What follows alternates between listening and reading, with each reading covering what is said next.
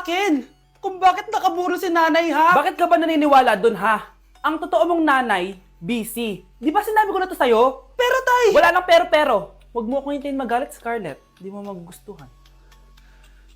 Hindi pwedeng hindi si nanay yung nakita ko sa cellphone. Alam na alam ko yung tsura ni nanay. Malalaman ko rin sikreto mo, tay. Oh, Scarlett, aalis ako ulit, ha? Huwag kang pasaway.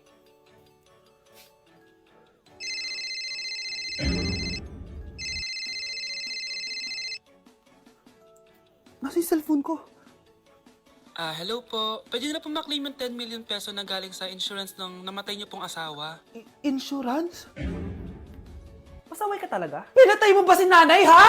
Para makuha yung insurance niya? Hindi mo naiintindihan, anak. Napakahayop mo! Tatawag ako ng pulis! Itigil mo yan, anak! Nay, buhay ka? Oo, anak. Nagtago ako. Pag nagsumbong ka sa pulis, masisira lahat ng plano namin ng tatay mo. Hindi ko maintindihan. Ano nangyayari? Pinatay ko ang kakambal ng nanay mo. Para maniwala sila na siya talaga ang namatay. At makuha natin ng mga pera sa insurance. Sawang-sawa na ako sa buhay na to! Marami akong pangarap, anak! Gusto ko na gumanda yung buhay natin! Naririnig niyo ba yung mga sarili niyo, ha? Hindi ba kayo natatakot sa mga pinaggagawa niyo? Kung yayaman tayo sa maling paraan at sa paraan na magtatago ka sa pulis, Nay, itigil niyo na to, please! Please lang! Nay, kamusta na po kayo ni tatay? Eto anak, okay naman. Ikaw, kamusta ka na? Eto Nay, malapit na ako matapos ng college. Sana paglabas niyo ni tatay, marami na akong ipon. Huwag kang mag-alala anak, konti panahon na lang. Magkakasama ulit tayo ng tatay mo. See you, Nay. Miss ko na kayo. See you soon, anak. This year, ang Christmas decor namin dapat aesthetic, mala Pinterest score. Minimalist but magical. Nay, ganito yung gusto kong Christmas decor. Need na lang natin ng ribbons, garlands, glitters, and maybe a glue gun. Tingnan mo, may ilaw pa sa bintana mo. Anong gusto mo, mag-parol show? Nay, trust the vision. Sige, basta, huwag kang gagastos ng bongga, ha? Wow, ang ganda nito. Grabe, ang dami ng tao. Christmas season na nga talaga. Okay, good. Secured. Ayan, all added to basket na. Ayan, secured na talaga.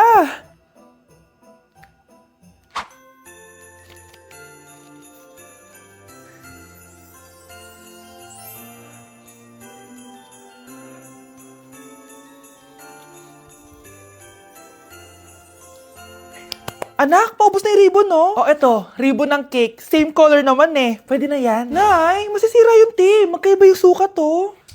Nay, ba't mo inopen yung electric fan? Mainit kasi. Ay, Diyos ko, ang kintab ng pusa. Ang gulo na tuloy. Gusto ko lang naman maging maganda to eh. Anak, maganda naman oh. Tingnan mo.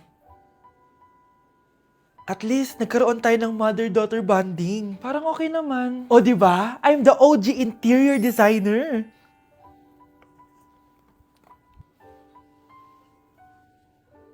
Hindi siya nagmukhang pang Pinterest dahil mas maganda yung ginawa namin.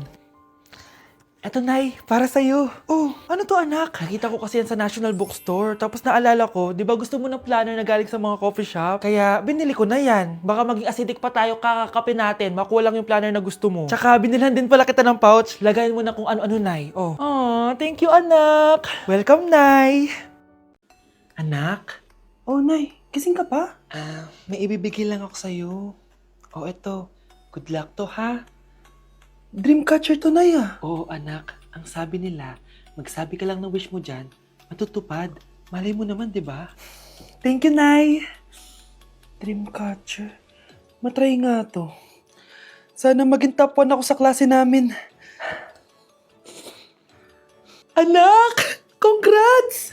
Bakit po, Nay? Ikaw daw ang top 1 sa klase nyo! Totoo ba, Nay? Totoo nga to.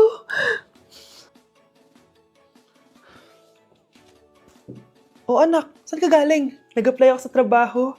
Ayoko naman maging pabigat sa inyo habang buhay. Sana makabawi na ako sa inyo. Ba't di mo nalang i-wish yan sa Dreamcatcher? Malay mo naman, di ba? Oo nga no, Nay.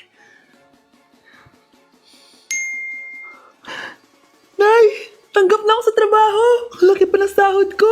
O, di ba? Sabi ko naman sa'yo, anak eh. Deserve mo yan. Nay, sa wakas, makakabawi na rin ako sa inyo.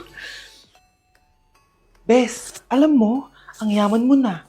Bakit di ka pa mag-asawa? Ay naku, Bes. Kung may magkakagusto man sa akin, ang gusto ko, mabait at responsable. Parang si Joshua. Naku, Bes, si Joshua pa. Puro trabaho yan. Hi Scarlett, pwede ba tayong mag-lunch together mamaya? Sure, sige. Saan ba? Ayun. Oh, yan ay simula ng love story nyo, ha? Ay, mahal. Grabe. Natupad na natin yung mga pangarap natin. May anak tayo. May malaki tayong bahay. May maayos tayong trabaho. Ay, sa wakas. Proud ako sa ating dalawa, mahal.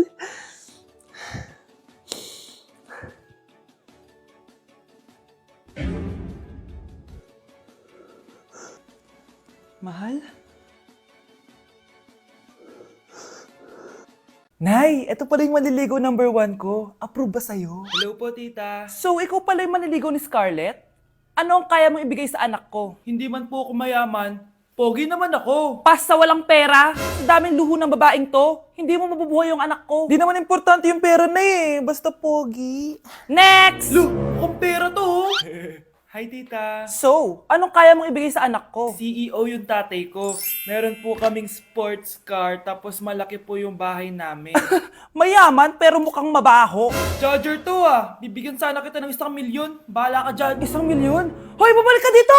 Nay, puro ka next. Gustong gusto ko na magka-jowa. Siyempre, gusto ko yung perfect na lalaki para sa'yo, anak. Hello po tita. Oh, anong kaya mo ibigay sa anak ko? Hindi po ako mayaman tita at hindi rin po ako sobrang gwapo. Pero malinis po ako sa katawan at marunong din po ako maglinis ng bahay at ng mga plato. Wow! Ganito yung gusto ko lalaki para sa'yo, anak. Kaya etong award-winning Wise Cleaner ang gamit ko kasi ito ang the best dishwashing liquid kit. Tara, samahan niyo ako gumawa ng dishwashing liquid. Nabili ko nga pala tong kit na to for only 250 pesos at ito yung mga laman niya. Siyempre, importanteng basahin niyo muna yung instructions. At ayun na nga, nag-umpisa na tayo. Naglagay lang ako ng 14 liters sa timba namin. At ang unang nilagay ko ay itong bubble booster. Susunod ay nilagay ko na rin yung surfactant. So kailangan paikot niyo tong ilagay. O diba, para ka lang nagluluto. Nag-set lang ako ng timer for 20 minutes para hintayin matunaw lahat ng ingredient. Pagkatapos nun ay haluin nyo na mabuti at ilagay nyo na yung premix bottle. So ito pala nabili ko ay calamansi flavor at ito na yung magiging kulay ng dishwashing liquid natin. Nilagay ko na rin pala yung thickener para maging malapot na yung dishwashing liquid natin. Pero dahan-dahan lang guys ha. At ayun, tinakpan ko na at babalikan natin for 24 hours. So mukhang okay na at bumili din ako ng mga bote. Dito ko ilalagay yung mga dishwashing liquid. Naisip ko lang na perfect pala to maging business kasi madali lang gawin at madami ka rin magagawa. Nagprint lang ako ng mga stickers at ayan, pwede na natin siyang ibenta guys. Kung ako tatanungin nyo, super worth it nitong Wise Cleaner. Perfect!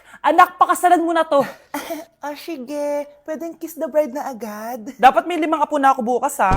Maawa ka naman sa kifi ko, Nay. Oh, mahal, saan ka galing? Galing ako sa doktor, mahal. Nagpa-check up ako. Oh, anong sabi? Malala na daw yung damage sa kidney ko, mahal. Kailangan ko na maoperahan. Kung hindi, alam mo na. Mahal, may savings pa tayo. Gamitin natin yun para maoperahan ka na agad. Hindi ganun kadali yun, mahal. Kailangan daw may mag-donate ng kidney sa akin. Ha? O, edi kunin mo yung sa akin, mahal. Kaya ko naman mabuhay ng isa lang kidney ko. Sure ka ba? I love you, mahal. Alam mo namang gagawin ko lahat. Maging okay ka lang, di ba? Congrats po, ma'am, sir. Successful po yung operation yung dalawa. Salamat, Dok.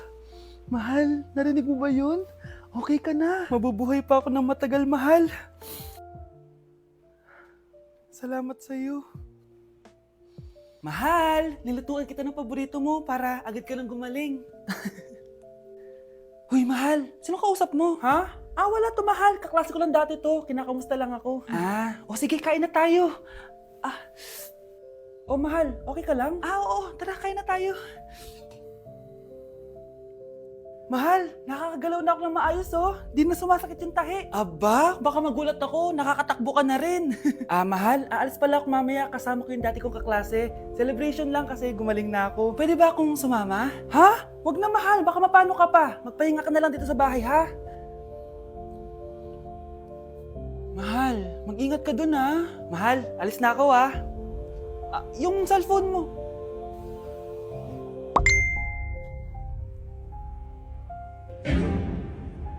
Sino to?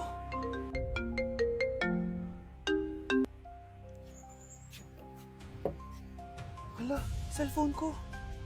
Hello, babe. Papunta ka na ba? Miss na kita. Mahal, naiwan ko yung cellphone ko. Walang yaka. May kabit ka? Nay, bakit po? Mga sinungaling kayo? Paano niya nagawa sa akin to, ha? Nay, anong sinasabi mo? Hindi namin maintindihan. Ikaw, Scarlett. Sabi mo doktor ka, di ba? Bakit katulong ang trabaho mo sa New York, ha? Nay, Ikaw, Brianna, teacher ka, di ba? Bakit nakita ka nilang nasa bar at sumasayaw-sayaw ka pa? Ikaw, Michael, akala ko may engineer na ako. Ngayon pala, nangi-scam ka lang ng tao!